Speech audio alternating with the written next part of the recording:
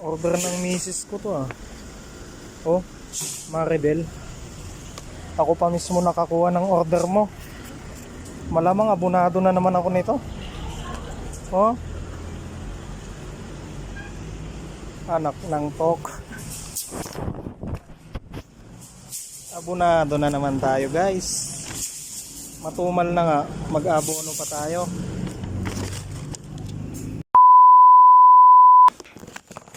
Nandito na tayo sa bahay.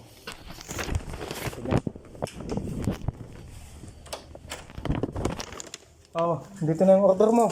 Kung na magbayad, kung naman nakain yan. Naku, ang galing mo naman. Abunado na ako, 7:30 yan eh. Bayad, bayad. Nadali na naman tayo mga tropa. Anak ka ng